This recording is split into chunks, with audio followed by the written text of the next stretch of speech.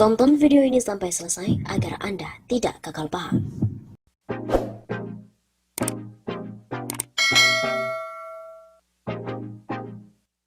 Kasian banget jadi relawan kubu Jokowi, merasa tak dilirik untuk jadi menteri, padahal waktu pilpres dianiaya sama kubu lawan. Reshuffle Kabinet Indonesia Maju menuai banyak sorotan dari masyarakat luas, termasuk juga dari relawan yang mendukung Presiden Joko Widodo sejak Pilpres tahun 2014 yang lalu. Salah satu pendiri Bara JP, Yayong Waryono, bahkan merupakan relawan Jokowi sejak Pilkada DKI 2012. Ia pun menekankan reshuffle memang sepenuhnya hak prerogatif Presiden. Yayong menegaskan seandainya diajak bicara atau diminta masukan, tentu relawan akan memberikan masukan terbaik untuk negara juga untuk Presiden Jokowi. Yayong mengungkap tanpa ada kesan sejumlah pihak berusaha menjauhkan Jokowi dengan relawan yang juga turut berjuang ketika Pilpres 2014 dan juga Pilpres 2019. Menurut Yayong lagi, Presiden Jokowi itu butuh orang-orang yang bukan hanya memiliki kualitas dan juga kapabilitas, tapi juga memiliki integritas, serta ini sih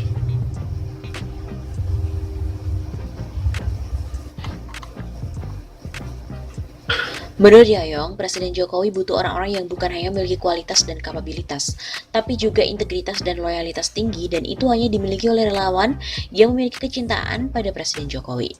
Ada banyak relawan-relawan yang memiliki kualitas dan sangat mumpuni dalam bidangnya, tapi kalah jika dibandingkan dengan kalangan teknokrat. Namun informasi-informasi ini yang disebut Yayong kemungkinan tidak akan sampai pada telinga Presiden. Katanya kerja keras mereka sama sekali tidak terkait urusan jabatan, tapi karena kecintaan terhadap negeri ini, yang sangat percaya bahwa Presiden Jokowi dapat membawa bangsa ke arah yang lebih baik. Namun jika dipercaya masuk pemerintahan, katanya mereka pun siap dan jangan ragukan kualitas, kapabilitas dan juga integritas. Semuanya akan diberikan untuk negara juga untuk Presiden. Yang pun juga mengingatkan, tidak sedikit relawan yang menghabiskan waktu, tenaga hingga materi untuk memenangkan Jokowi dalam Pilpres 2014 dan 2019. Pada Pilpres 2019, ungkap Yayong, beberapa relawan ikut menjadi korban penganiayaan oleh oknum tertentu. Yayong mengatakan setiap relawan tetap menjadi garda terdepan untuk meyakinkan publik bahwa Jokowi ini layak diberikan kesempatan memimpin 2 periode. Misalnya saat kampanye Pilpres 2019, publik tentu tahu gerak relawan dari pintu ke pintu. Melalui media sosial, bahkan ada yang sampai dianiaya pendukung dari kubu lawan. Kami pun tak gentar, tetap menjaga soliditas demi memenangkan Pak Jokowi.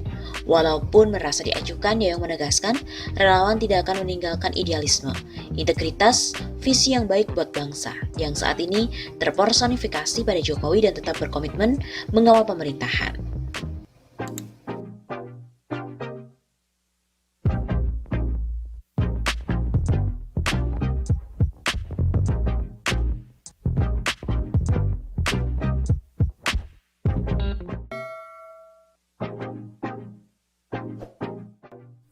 Organisasi saya PDIP sambangi Rizal Ramli, ngeluh Jokowi kini sudah tak punya hati. Organisasi saya PDIP yang berkontribusi besar terhadap pemenangan Joko Widodo, baik menjadi wali kota Solo, Gubernur DKI Jakarta hingga Presiden RI mendatangi ekonom senior Rizal Ramli. Organisasi ini adalah Satuan Tugas Khusus atau Satgasus Cakrabuana Partai Demokrasi Indonesia Perjuangan yang bertandang ke kantor RR di Jalan Tebet Barat Dalam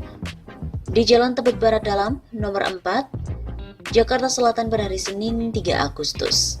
Kepala Satgasus Cakrabuana PDIP Kadiman Sutedi menyampaikan pihaknya mengaku kecewa kepada Joko Widodo yang pada pemerintahan keduanya ini tidak mampu untuk mengurus rakyat.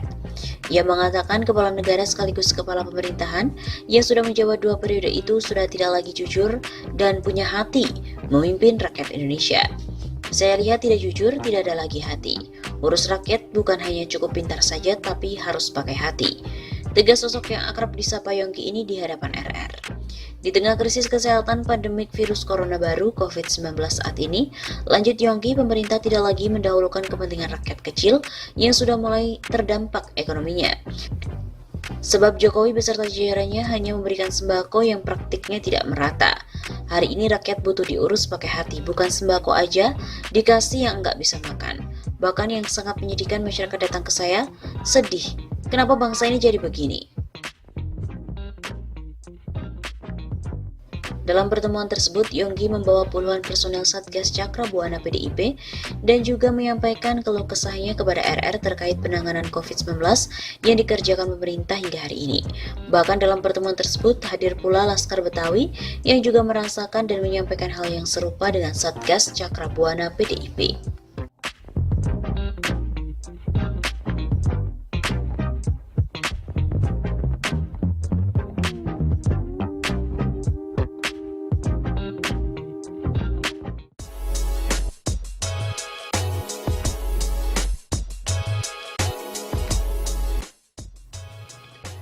Survei LSI mengatakan 76% pemilih Jokowi Ma'ruf mengatakan ekonominya semakin memburuk.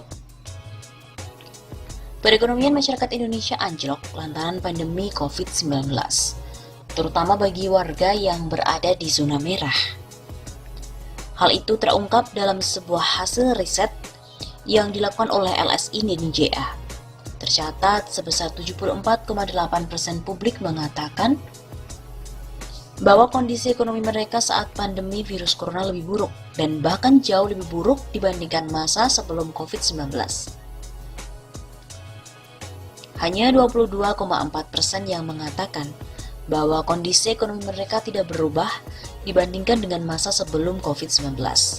Dan hanya di bawah 2,2% yang mengatakan kondisi ekonomi mereka lebih baik.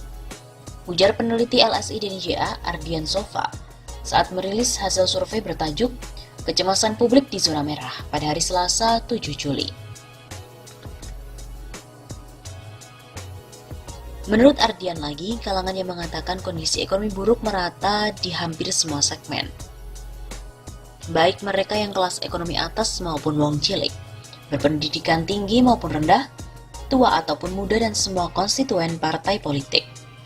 Mereka yang mengatakan kondisi ekonomi buruk juga mayoritas di pemilih Jokowi Ma'ruf maupun pemilih Prabowo Sandiaga Uno. Di pemilih Jokowi Ma'ruf sebanyak 76,3% mengatakan ekonomi mereka memburuk.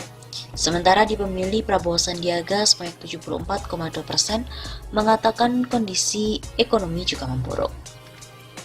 Sementara itu pada segmen pemilih PDIP, partai pemenang pemilu sebanyak 77,8% mengatakan bahwa ekonomi mereka memburuk.